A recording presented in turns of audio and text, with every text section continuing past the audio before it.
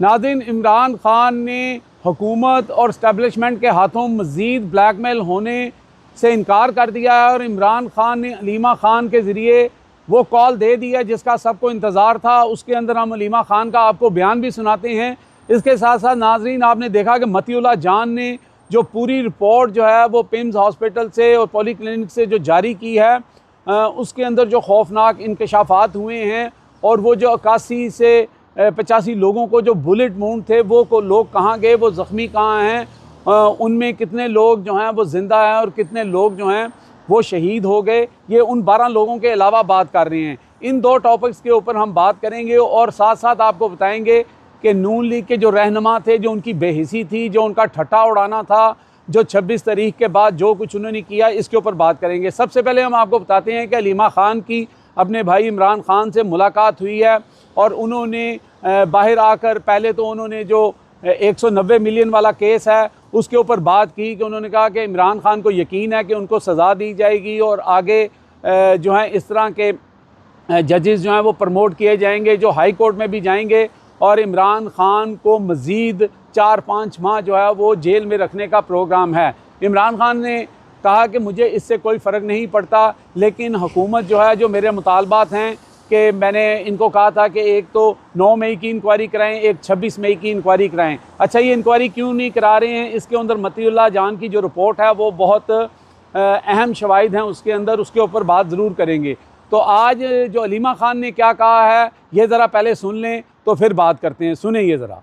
मुतालबात इसके ऊपर बात भी करना चाहते हैं, इसलिए कल इतवार के दिन रिमिटेंसेस पाकिस्तान में ना भेजने की तहरीक शुरू का आगाज़ कर दिया जाएगा। इसके अंदर अब कोई रुकावट नहीं है। हाँ, अगर ये 2 मुतालबात के बारे में बात करने आएंगे फिर इमरान खान कहते हैं कि मैं ये रिमिटेंसेस ना भेजने की पाकिस्तान की कॉल विड्रॉ कर लूँगा।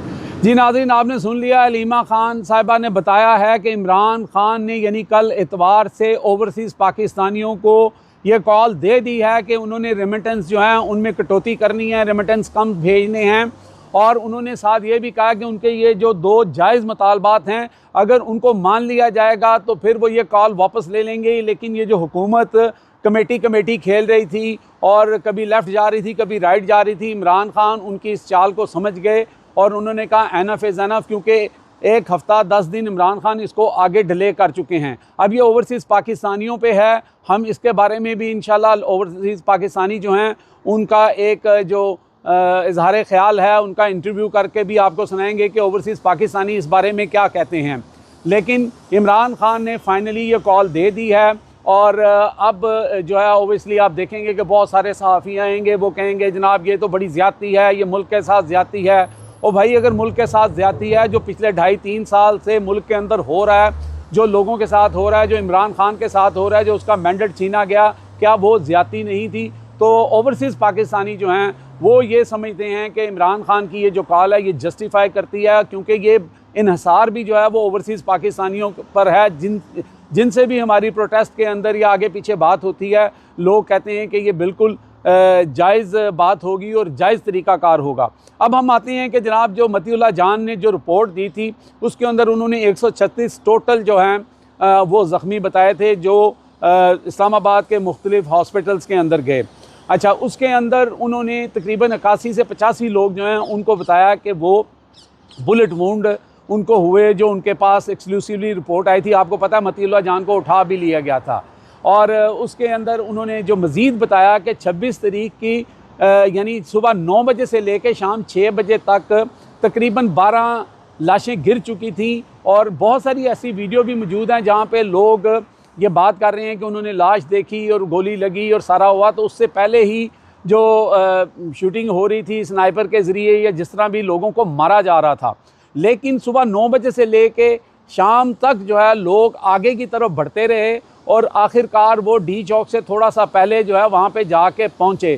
फिर 26 की रात और 27 की दरमियान रात और दरमियानी जो सुबह है उसमें फिर वो जो आपको पता है कि लाइटें बंद करके फिर वो सारे वहाँ पे ऑफिस बंद करवाए और फिर वो जहाँ पे फायरिंग हुई और उसके बाद का जो रिकॉर्ड है वो मतीउल्लाह जान के पास भी नहीं है। अच्छा, ये सारी बातें आप सुन चुके हैं, लेकिन पॉइंट की बात यहाँ पे ये है कि कहाँ हैं वो बेशरम हुकूमत के लोग, वो अता तारर जैसे लोग, वो ख्वाजा आसिफ जैसे लोग जो कह रहे थे ये शलवारें छोड़ के भाग गए, यहाँ तो गोली नहीं चली, ये तो बुज़दिल हैं, खड़े होते हैं क्यों नहीं हुए। वही वो सुबह 9 बजे से लाशें गिर रही थी और लोग देख रहे थे कि लोग मर रहे हैं, गोलियां चल रही हैं। फिर वो शाम 6 बजे तक वो कैसे डी चौक में पहुँच गए। इसका मतलब है कि वो लाशें गिरवाने के बावजूद, शहादतें देने के बावजूद लोगों में इतना जज्बा था कि लोग आगे की तरफ जा रहे थे। और यही वो बेहिसी है और यही वो ज़्यादती है हुकूमत की कि एक चोरी और फिर सीना जोरी और लोगों को कत्लेआम करके उनकी लाशें गिरा के और फिर लोगों को ये टॉन्ट करना कि ये लोग भाग गए थे। भाई आप जितने दलेर हैं और आपके लीडर जितने दलेर हैं वो सब जानते हैं, ज़रा सी तकलीफ़ आती है मुशर्रफ के दौर पे तो त्यारा लेके जो है वो सऊदी अरब भाग जाते हैं। ज़रा सी तकलीफ़ आती है, जेल में रहना पड़ता है 4 महीने, तो जनाब जो है वो मुंह भी लटक जाता है, फिर बीमारियां भी आ जाती हैं, प्लेग लिस्ट भी गिर जाते हैं और फिर वो लंदन आ जाते हैं। आपका ये मुंह है कि आप किसी को बात करें कि कौन दलेर था और कौन नहीं था। सबसे बड़ी बात इसमें यह है कि सुबह 9 बजे पहला ज़ख्मी या पहले ज़ख्मी आना शुरू हुए या गिरना शुरू हुई लाशें, और ये सारी लाशें जो 12 की बात हो रही है ये तकरीबन दिन के वक्त ये लोग शहीद हो चुके थे। अब और कितनी शहादतें हैं और इसमें क्या छुपाया जा रहा है, ये चीज़ें छुपेंगी नहीं, क्योंकि बहुत सारे लोगों के पास बहुत सारे सबूत हैं। इस वक्त एक खौफ का आलम है। आपको पता है कि 9 मई के बाद क्या हुआ था, एकदम सन्नाटा हो गया था, ऐसे लगता था कि PTI जो है वो किस्सा परीना बन चुकी है, लेकिन ऐसा नहीं हुआ। इसी तरह आप देखेंगे कि आने वाले दिनों में आपको बहुत सारी फुटेज मिलेंगी, इंटरव्यूज़ मिलेंगे ज़ख्मियों के और ये सारे, और जिन लोगों के लोग गायब हैं वो भी सामने आएंगे। अभी लोगों को डराया गया, धमकाया गया, इवन लाशें वापस देते वक्त भी लोगों के ऊपर प्रेशर था और उनसे लिखवा लिया गया कि आपने एक्सीडेंट कहना है या पोस्टमार्टम की डिमांड नहीं करनी है। यहाँ तक कि कुछ जगहों पर जहाँ फातिहा खानी हो रही थी वहाँ से लोगों को गिरफ़्तार कर लिया गया। लेकिन देखते हैं कि ये निज़ाम कब तक चलता है। दूसरी तरफ जो है वो अमेरिका का डंडा भी चलने वाला है। आपको पता है रिचर्ड ग्रेनल जो हैं वो भी इनके पीछे पड़े हुए हैं हाथ धो के, और 20 जनवरी के बाद आपको चीज़ें तब्दील होते हुए नज़र आएंगी। इस तरह की ख़बरें और तज्ज़ियों के लिए अगर आप चाहते हैं कि हमारा राब्ता बना रहे तो चैनल को सब्सक्राइब कर लें, शेयर करें और लाइक भी करें। अब तक के लिए इतना ही। देखते रहें मेरा channel hit list by Amjad Chaudhary.